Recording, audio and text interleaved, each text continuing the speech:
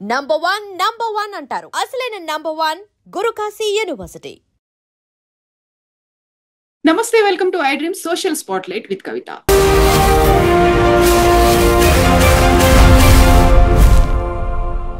ధర్మస్థలాకి సంబంధించి రోజుకొక ట్విస్ట్ అయితే వెలుగులోకి వస్తుంది. యాక్చువల్ గా అది కాన్స్పిరసీ థియరీ అనేటువంటి మాట ఎందుకు వినిపిస్తోంది?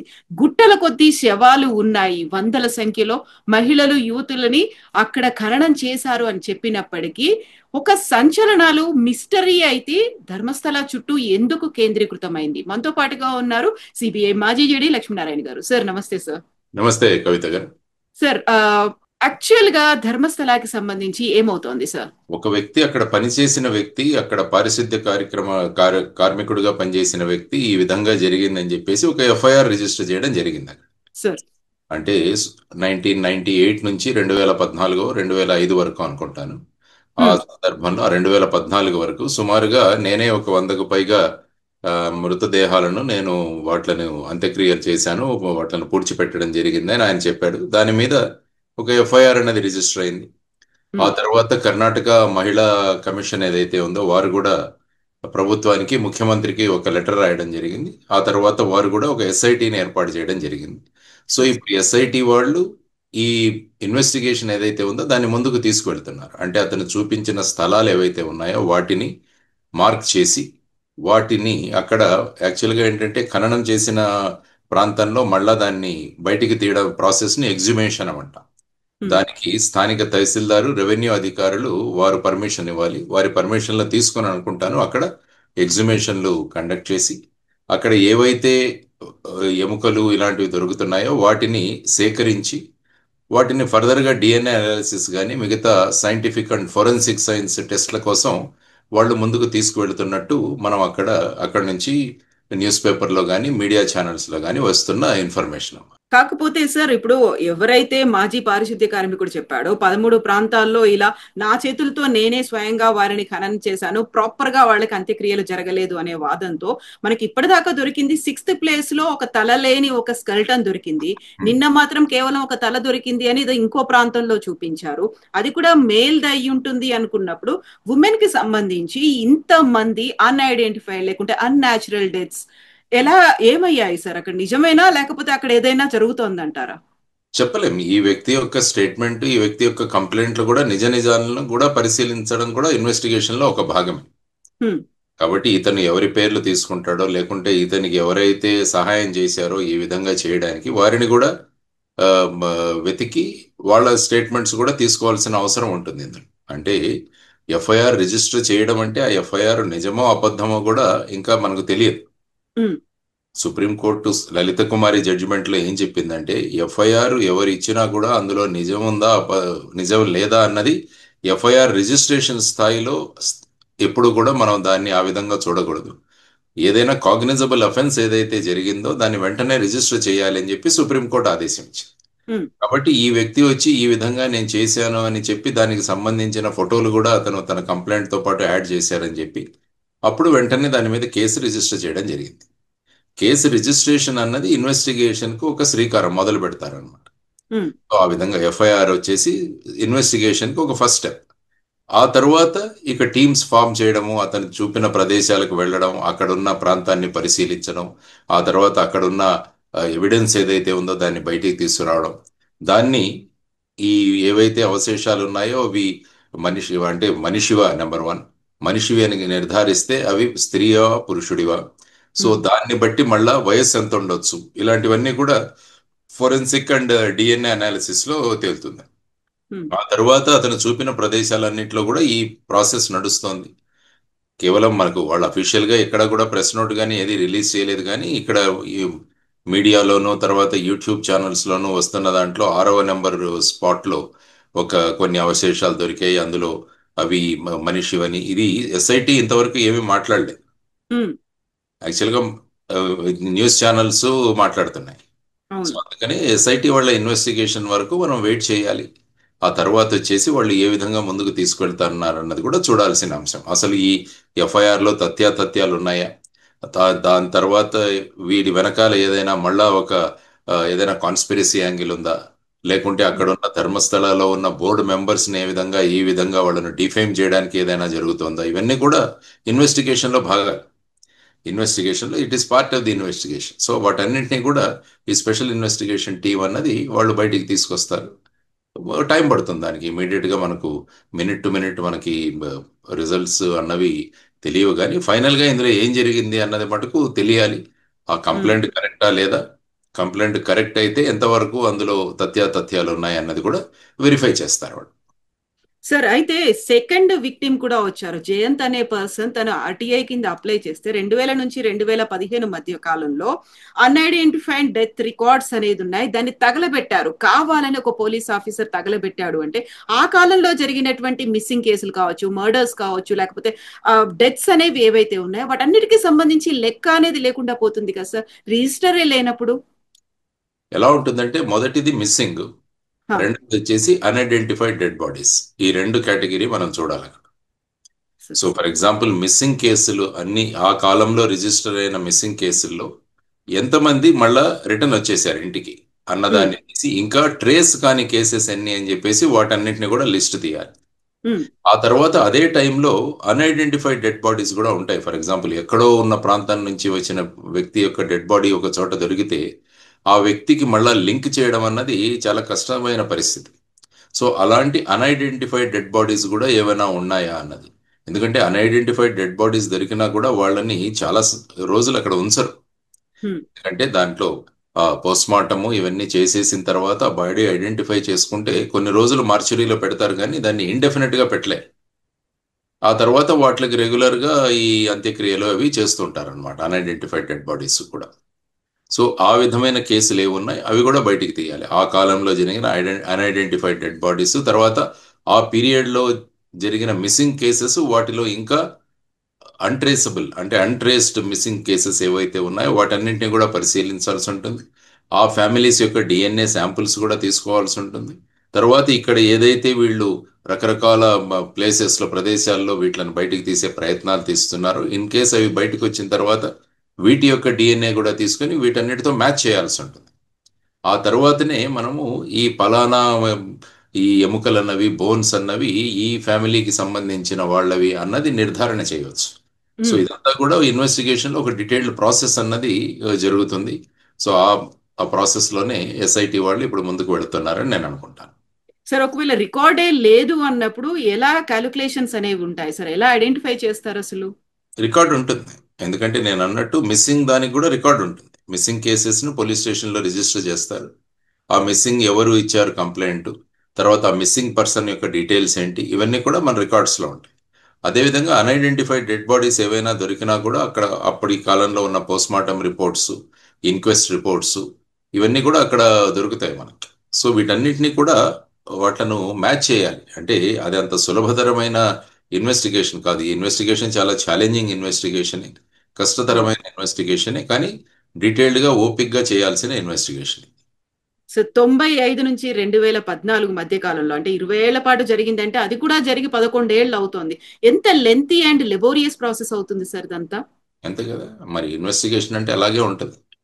ఇన్వెస్టిగేషన్ అంటే ఇటువంటి కేసెస్లో ముఖ్యంగా ఇవన్నీ బ్లైండ్ ఇన్వెస్టిగేషన్స్ అని కూడా అంటుంటాం మనం. ఇవి చాలా డిఫికల్ట్ కేసెస్ ఇవన్నీ కూడా ఇన్వెస్టిగేట్ చేయడం. సో అయినా కూడా ఇది ఒక ఛాలెంజ్. అంటే సాధారణంగా చిన్న కేసు ఇన్వెస్టిగేట్ చేయడం అది అందరూ చేయగలరు, కానీ ఇటువంటి కాంప్లికేటెడ్ ఇన్వెస్టిగేషన్ చేయాలంటే చాలా ఓపిక్గా, చాలా డీటెయిల్డ్గా, తర్వాత మల్టీ డిసిప్లినరీ టీమ్స్ను ఫామ్ చేసి ఇవన్నీ కూడా చేయాల్సిన అంశం. It is not impossible, but it is with lot of strain, తర్వాత లాట్ ఆఫ్ ఎఫర్ట్స్ పెట్టాల్సిన ఇన్వెస్టిగేషన్ ఇది. సార్, అక్కడున్నటువంటి విలేజెస్ లోకలైట్స్ అయితే ధర్మస్థల, ఉజిరే ప్రాంతాల్లో 1979 నుంచి ఇలాంటివి జరుగుతూ వస్తున్నాయి అన్నప్పుడు అందులో కొంతమందికి ఏమో తాంత్రిక శక్తుల కోసం ఇలాంటి పూజలు చేశారు అనేది, కొంతమంది ఏమో సూసైడ్స్ కోసం అక్కడికి వస్తారు, మోక్షం లభిస్తుంది అనేది, ఇప్పుడేమో అత్యాచార బాధితులు. బట్ ఫైండ్ అవుట్ చేసిందేమో ఒక మేల్ స్కెలిటన్ ని ఫైండ్ అవుట్ చేశారు. సో మీ ఎక్స్పీరియన్స్ లో యాక్చువల్ గా ఈ ధర్మస్థల ఇలాంటి ఇన్సిడెంట్స్ గురించి ఎప్పుడైనా విన్నారా సార్ మీరు? భారతదేశంలో ఇలాంటి మాస్ కిల్లింగ్స్ అన్నవి చాలా ఇన్సిడెంట్స్ జరిగాయి. మీరు యాక్చువల్గా 1965-68 మధ్య ముంబైలో రమన్ రాఘవ్ అని ఒకతను, అప్పుడు కిల్లింగ్స్ చాలా పెద్ద సంచలనాన్ని సృష్టించాయి.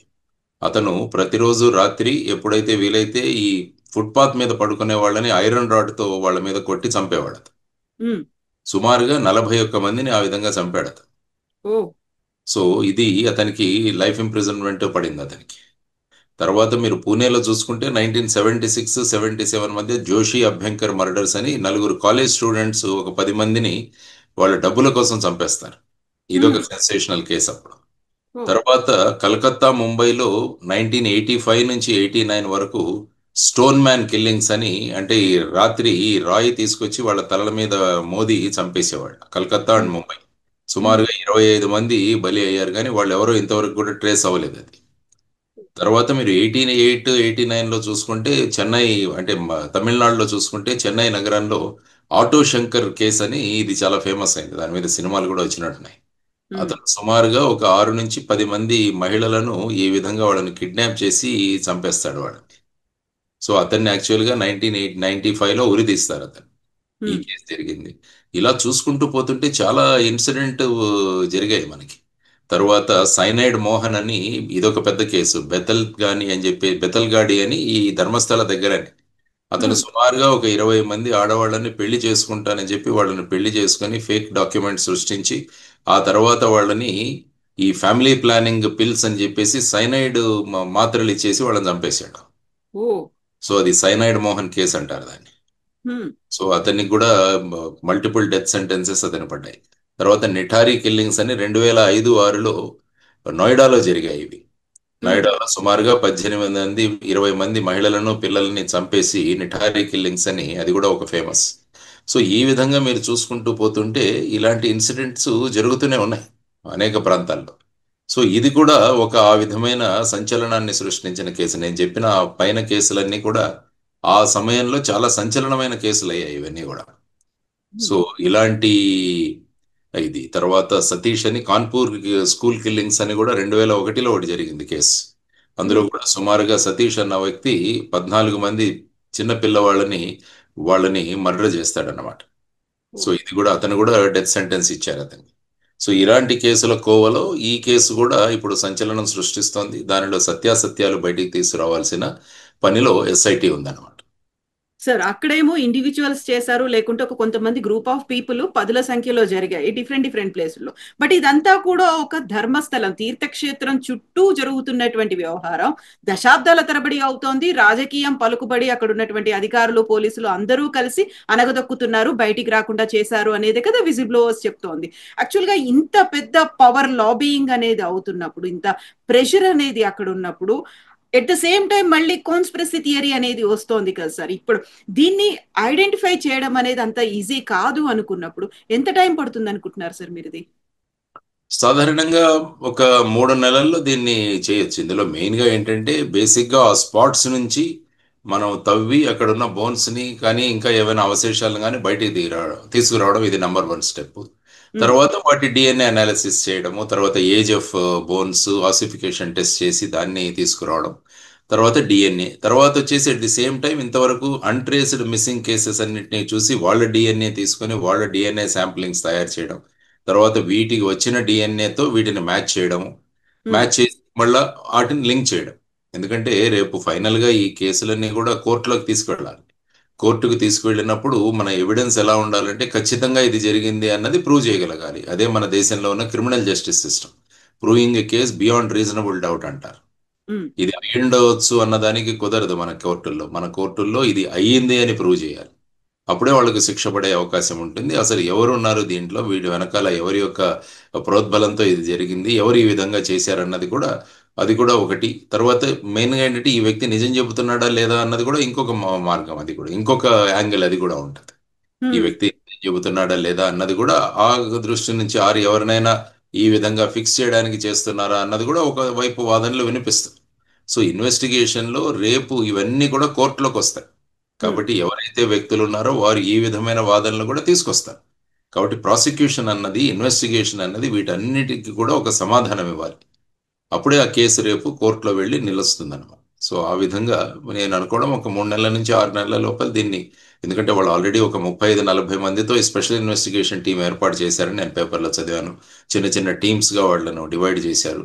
తర్వాత ఫోరెన్సిక్ ఎక్స్పర్ట్స్ కూడా వాళ్ళకి మద్దతుగా ఉన్నారు.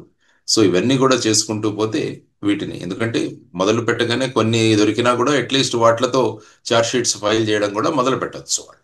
సో స్టార్టింగ్ లో ఇప్పుడు జరుగుతున్న ప్రయత్నాలు మనం చూడాలి.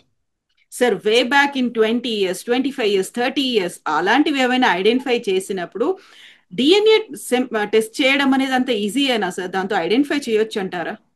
అంటే అది కూడా ఒక మెథడ్స్ ఉంటాయి డిఎన్ఏ అన్నది. ఎందుకంటే మనకి ఏదైనా బాడీలో ఒక పార్ట్ దొరికితే దాని నుంచి డిఎన్ఏ తీయడానికి అవకాశం ఉంది మనకి. సో అది అది మీరు అన్నట్టు కూడా ఇది కూడా ఒక ఛాలెంజ్. డిఎన్ఏ శాంప్లింగ్ చేయడం కూడా ఇట్స్ ఎ బిగ్ ఛాలెంజ్. ఎందుకంటే అప్పుడు ఇమీడియట్ గా ఉన్న డెడ్ బాడీ నుంచి డిఎన్ఏ కలెక్ట్ చేయడం చాలా సులభం. కానీ ఇన్ని సంవత్సరాల తర్వాత ఆ తర్వాత ఇవన్నీ కూడా బోన్స్ గా కన్వర్ట్ అయినప్పుడు బోన్ నుంచి కూడా డిఎన్ఏ తీసేయడం అది ఒక మెథడాలజీ అయితే ఉంది. కానీ ఇట్స్ నాట్ కష్టతరమైనదే, కానీ ఇట్ ఈస్ నాట్ ఇంపాసిబుల్. దాన్ని తీస్తారు. సార్, ఇప్పుడు నేత్రావతి నది కావచ్చు, లేకుంటే అక్కడ వెస్టర్న్ ఘాట్స్ అనేవి దట్టంగా ఉన్నాయి. అట్ ద సేమ్ టైం వానలు వరదలు వచ్చినప్పుడు అక్కడ కొట్టుకుపోయే ఛాన్సెస్ కూడా ఎక్కువ ఉంటాయి కదా సార్. ఏవైతే 13 స్పాట్స్ ఐడెంటిఫై చేశారో అనుకున్నప్పుడు 20-25 ఏళ్ల తర్వాత అక్కడ ఉన్నటువంటి ఎకాలజీ అంతా మారిపోయి ఉంటుంది కదా సార్. ఉంటుంది. ఇవన్నీ కూడా రేపు ఇన్వెస్టిగేషన్ లో తర్వాత రేపు ట్రయల్లో వచ్చే అంశాలే ఇవన్నీ. సో డెఫినెట్ గా రేపు ఎవరైనా నిజంగా ఇవి చేసి ఉంటే వాళ్ళందరూ కూడా ఇవన్నీ కూడా సందర్భాలు బయటికి తీసుకొస్తారు. వాళ్ళ డిఫెన్స్ ని వాళ్ళని సమర్థించుకోవడానికి. అసలు జరగలేదు, ఇవన్నీ కూడా ఎక్కడి నుంచో కొట్టుకొచ్చాయి, ఇలా రకరకాల వాదనలు అక్కడ తీసుకొచ్చే అవకాశం ఉంటుంది. కాబట్టి రేపు వచ్చే వాదనలన్నీ కూడా పరిశీలించి వాటిని ఎలాగ కౌంటర్ చేయాలన్నది కూడా ఇన్వెస్టిగేషన్ ఆర్ ఇన్వెస్టిగేటర్స్ ముందున్న ఒక ఛాలెంజ్. సో వాళ్ళు ఈ అంశాలు కూడా పరిశీలించాల్సిన అవసరం ఉంటుంది. మీరు వెళ్ళొచ్చారా సార్ ధర్మస్థల గురించి? మీకు ఇంత ముందు లేదు, తెలుసా? నేను ధర్మస్థలకైతే వెళ్ళాను. నేను అది ఒక పెద్ద తీర్థక్షేత్రం. అది మంజునాథుడి ఆలయం ఉంది అక్కడ. అది ధర్మస్థల ట్రస్ట్ కూడా చాలా పెద్ద ట్రస్ట్. అక్కడ ఆల్మోస్ట్ మేము వెళ్ళినప్పుడు కూడా వేల సంఖ్యలో అక్కడ భక్తులు చూసాం మేము. అక్కడ అన్నదానాలు కూడా అదే స్థాయిలో అన్నదానాలు ఉంటాయి. వాళ్ళు కూడా ప్రసాదం కూడా అరేంజ్ చేస్తారు అక్కడ. వాళ్ళు కూర్చొని అక్కడ కూడా ప్రసాదం కూడా స్వీకరించడం జరిగింది. ఆ ప్రదేశం చాలా ధార్మిక స్థలము, విశిష్టమైన. కర్ణాటకనే కాదు, అనేక రాష్ట్రాల నుంచి కూడా ప్రజలు అక్కడికి వెళతారు. ధర్మస్థల అన్నది is one of the very important pilgrimage centres మన ఇండియాలో. సో అటువంటి ప్రాంతంలో ఇది జరిగింది అనడం తలుచుకుంటే చాలా ఆందోళనకరమైన విషయం ఇది. సో ఇందులో నేను బేసిక్గా అదే చెప్పాను. ఎఫ్ఐఆర్లో ఉన్న తథ్యాలు పరిశీలించాల్సిన అవసరం కూడా ఉంది. అక్కడ ఏదైనా మళ్ళా మేనేజ్మెంట్లో గొడవలు ఏవైతే ఉన్నాయా ఇవి కూడా బయటికి తీసుకురావాల్సిన అవసరం. అంటే ఒక గ్రూప్ని ఇంకొక గ్రూప్ డిఫేమ్ చేయడం, లేకుంటే వీళ్ళకి ఏదైనా పొలిటికల్ అఫిలియేషన్స్ ఉంటే అపోజిషన్ పార్టీస్ ఏమన్నా ఈ విధంగా డిఫేమ్ చేయడానికి ఏమన్నా ప్రయత్నాలు. ఎందుకంటే ఇన్వెస్టిగేషన్లో everything should be ruled out. అదే ఇన్వెస్టిగేషన్ అవుతుంది అన్నమాట. 13 స్పాట్స్ అన్నారు, 11 స్పాట్స్ అయిపోయాయి. ప్రామినెంట్ గా ఎస్ ఐడెంటిఫై చేశాము అనేంతగా అయితే అక్కడ కనిపించట్లేదు. ఎట్ ద సేమ్ టైం అక్కడ ఉన్నటువంటి జైన్ గ్రూప్స్ కూడా మేము ప్రొటెస్ట్ చేస్తాము, ఎందుకంటే మమ్మల్ని డిఫేమ్ చేసే ప్రయత్నం జరుగుతోంది, కావాలని మమ్మల్ని వాడుకుంటున్నారు అనేటువంటి మాట కూడా వాడు యూజ్ చేస్తున్నారు. పాలిటిక్స్ కూడా ఎంటర్ అయ్యాయా అనిపిస్తోంది. ఇన్ని రకాల గ్రూప్స్ ఉన్నాయి. ఉంటుంది, అంతే కదా. ఎందుకంటే బేసిక్ గా ఒక వ్యక్తి ఇచ్చిన ఎఫ్ఐఆర్ తో ఇది మొదలైంది. ఆ వ్యక్తి ఇచ్చిన ఎఫ్ఐఆర్ లో కూడా నేను ఇంతకుముందు చెప్పినట్టు ఎఫ్ఐఆర్ రిజిస్ట్రేషన్ స్టేజ్ లో అందులో నిజం ఉందా లేదా అన్నది పరిశీలించాల్సిన అవసరం లేదు. ఎఫ్ఐఆర్ అయితే రిజిస్టర్ చేయాలి. ఆ తర్వాత అందులో ఉన్న అంశాలను బయటికి తీసుకురావడానికి చేసే ప్రక్రియనే మనం ఇన్వెస్టిగేషన్ అంటాం. ఆ ప్రాసెస్ నడుస్తుంది. తర్వాత ఇన్ కేస్ ఇలాంటిది ఏది జరగలేదంటే ఫైనల్ గా ఇతను ఇట్లాంటి స్టేట్మెంట్ ఇవ్వడానికి కారణం ఏంటి. సో అతన్ని కూడా మళ్ళా ఇంట్రాగేట్ చేయాల్సిన అవసరం కూడా ఉంది. అతన్ని కూడా బ్రెయిన్ మ్యాపింగ్ కానీ లేకుంటే నార్కో అనాలిసిస్ కానీ ఇవి కూడా చేయాల్సిన అవసరం ఉంటుంది. అంటే ఫైనల్ గా అతను చెప్పిన ప్రాంతంలో ఏది దొరక్కుంటే సో అతను చేసిన దీంట్లో దాని వెనక కారణం ఏంటన్నది కూడా కనిపెట్టాల్సిన అవసరం ఉంటుంది. బట్ ఏది ఐడెంటిఫై చేయలేకపోయినప్పటికీ అక్కడ కొంతమంది తల్లులు ఏళ్ల తరబడి ఇంకా ప్రొటెస్ట్ చేస్తున్నారు కదా సార్. దాని మీద అయితే ఇన్డెప్త్ గా ఇన్వెస్టిగేషన్ చేయాల్సిన అవసరం ఉంటుంది కదా సార్. ఇంతకు ముందు కూడా ఒక కేసు జరిగింది. ఐ థింక్ అనన్యాన ఏదో ఒక కేసు, సంజన కేసు ఏదో జరిగింది అనుకుంటాను అక్కడ. కొన్ని 2005 సంవత్సరం సిబిఐ ఇన్వెస్టిగేట్ చేసింది అనుకుంటాను. అప్పుడు చెన్నై యూనిట్ వాళ్ళు ఇన్వెస్టిగేషన్ చేశారని నేను విన్నా. 2012-13 అనుకుంటాను. సో ఆ కేసు కూడా అక్కడ చాలా దీనికి గురి అయింది. అప్పుడు కూడా చాలా ప్రొటెస్ట్లు ఇవన్నీ కూడా జరిగాయి. ఫైనల్ గా ఐ థింక్ అక్కడ హైకోర్టు ఈ కేసుని సిబిఐ కూడా అప్పచెప్పడం జరిగింది. సో ఈ విధంగా అలా ఆలోచించుకుంటే ఒక ఇంటి నుంచి ఒక వ్యక్తి మిస్ అయినప్పుడు ఖచ్చితంగా ఆ ఇంట్లోని వ్యక్తులకు ఈ వ్యక్తి ఏమయ్యారు అన్నది వాళ్ళ ఉంటుంది. ఎప్పుడు ఆవేదన మనం ఎప్పుడూ కూడా గుర్తించాలి. ఎందుకంటే వాళ్ళు ఎక్కడో చోట ఉంటారు, దొరుకుతారు అన్న భావనలోనే వాళ్ళు ఉంటారు. ముఖ్యంగా మహిళలు, పిల్లలు మిస్సింగ్ అన్నది చాలా సీరియస్ గా తీసుకోవాలి ఏ పోలీస్ ఇన్వెస్టిగేషన్ కూడా. సాధారణంగా మీరు చూస్తే ఈ మొత్తం భారతదేశంలోనే టోటల్ గా లక్షల పైన మిస్సింగ్ కేసెస్ రిజిస్టర్ అవుతుంటాయి ప్రతి సంవత్సరం. నేషనల్ క్రైమ్ రికార్డ్ బ్యూరో వాళ్ళు కూడా వాళ్ళ డేటా ఇస్తుంటారు. అందులో చాలా మంది రిటర్న్ వస్తుంటారు. సాధారణంగా చూస్తే 97% దాకా రిటర్న్ వస్తారు. నా అనుభవంతో నేను చెప్తున్నాను. మిగతా 3% వాళ్ళు ఎక్కడికి వెళ్ళారు అన్నది పరిశీలించడం చాలా అవసరం. అంటే ఒక అమ్మాయి ఇంటి నుంచి వెళ్ళిపోయిన తర్వాత ఆ అమ్మాయి సురక్షితంగా లేదు అంటే చాలా ప్రమాదకరమైన ఆ, అది సూచన మనకు చేస్తుంది అనమాట. అందువల్ల ఈ మిస్సింగ్ కేసెస్ ని విత్ డ్యూ సీరియస్నెస్ మనం చేయాలి. సాధారణంగా ఎలా ఉంటుందంటే పోలీసులో వెళ్ళిన వాళ్ళు తిరిగి వస్తారన్న దాంట్లో ఇనీషియల్ ధోరణి ఉంటుంది అనమాట. ఎక్కడికో వెళ్ళి ఉంటారు, ఇంట్లో గొడవ పడి ఉంటారు, లేకుంటే ఏదో అయి ఉంటుంది. సో ఆ విధంగా వెళ్ళిపోతారు. కొన్ని రోజులు ఆ కోపం తగ్గాక మళ్ళీ రిటర్న్ వస్తారు. ఈ విధమైన థియరీ నడుస్తుంటుంది మామూలుగా. కానీ అది ఓకే. కానీ చాలా కేసుల్లో చూస్తే ఈ విధంగా తిరిగి వచ్చిన వాళ్ళ కేసు ఎక్కువగానే ఉంటుంది. కానీ వాళ్ళ గురించి కాకుండా తిరిగి రాని వాళ్ళ గురించి మనం ఆలోచించాల్సిన అవసరం చాలా ఉంది. సో ఇందులో కూడా ఆ విధమైన సంఘటనలే. అందువల్ల ఆ పీరియడ్లో జరిగిన 95, 98 నుంచి 2014 వరకు కర్ణాటకలో రిజిస్టర్ అయిన మిస్సింగ్ కేసులు ఎన్ని, అది కర్ణాటకకే పరిమితం చేయాలా లేకుంటే మొత్తం భారతదేశానికి చూడాలా? ఇది కూడా ఒక ఇదే కదా. ఎవరు ఎక్కడి నుంచో, ఎందుకంటే ధర్మస్థల అనే ప్రాంతంలో అందరూ వస్తారు. కేవలం కర్ణాటక నుంచే వెళ్లాల్సిన ఇది కూడా లేదు, బయటి ప్రాంతాల నుంచి కూడా వస్తారు. మరి వాటన్నింటినీ పరిశీలించాలా? అది ఆలోచించే కొద్దీ కేసు యొక్క విడ్త్ అన్నది చాలా పెరుగుతుంది. ఎందుకంటే ప్రతి మిస్సింగ్ కేసుని మనం ట్రేస్ చేయాలి అని అనుకున్నప్పుడు ఆ ఏజ్ గ్రూప్ లో ఉన్న వాళ్ళ టోటల్ మిస్సింగ్లన్నీ కూడా మనం తీయగలగాలి. ఆర్ ఇన్ కేస్ ఆ ఫ్యామిలీస్ నుంచి వీళ్ళు ఇంతకు ముందు ఎప్పుడైనా ధర్మస్థలానికి వచ్చారా అన్నది కూడా మనం చూడాల్సిన అంశం. ఎందుకంటే సాధారణంగా వ్యక్తులు పరిచయం ఉన్న ప్రాంతాలకు వెళుతుంటారు. ఈ మిస్సింగ్ కేసుల్లో కూడా మేము గమనించింది కొంతమంది గుళ్ళకు వెళ్ళడం, ధార్మిక స్థలాలకు వెళ్ళడం, ఇవి జరుగుతుంటుంది. అంటే ఈ మానసిక ఆందోళనలో ఉన్నప్పుడు అక్కడికి వెళ్ళి నిరసన పొందుతాము అని చెప్పేసి అక్కడికి వెళ్లాల్సిన అవసరం కూడా చాలా కేసుల్లో మనం చూస్తుంటాం. సో ఆ విధంగా దాన్ని కూడా ట్రేస్ చేయాల్సిన అవసరం, దాన్ని కూడా ఒక బ్యాక్గ్రౌండ్ చెక్ చేయాల్సిన అవసరం కూడా ఈ ఇన్వెస్టిగేషన్ లో ఒక భాగం అవుతుంది. Yes sir, thank you so much sir. మీరు అన్నట్టుగా ఒక 3 నెలలు పడుతుందా, ఇంకేమవుతుంది, ఒక ఎండ్ కార్డ్ అనేది కంక్లూజన్ వస్తుందా లేదా, ఇంకా వెయిట్ చేయాల్సిందే sir. Thank you so much sir. నమస్తే. నిజంగా ప్రస్తుతం ఉన్నటువంటి సమాజం దేనికి ప్రయారిటీ ఇస్తుంది? ఆర్థిక సంబంధాల చుట్టూ మాత్రమే తిరుగుతుంది. మళ్ళీ ఎన్నికలంగానే చాలా విరక్తి కలుగుతాం. మంచి అనిపిస్తుంది కదా, లేడీస్ కూడా ఛాలెంజింగ్ జాబ్స్ చేసినప్పుడు చాలా బాగుంటది. ట్రాఫిక్ అసిస్టెంట్స్ గా నియమించిన ట్రాన్స్జెండర్స్ అందరితో సాల్యూట్ చేయించుకుంటున్నారు. ఫుడ్ డెలివరీ ఇవ్వటానికి వెళ్ళినటువంటి డెలివరీ బాయ్ అనిల్ పై కళ్ళ ముందు పెళ్ళండి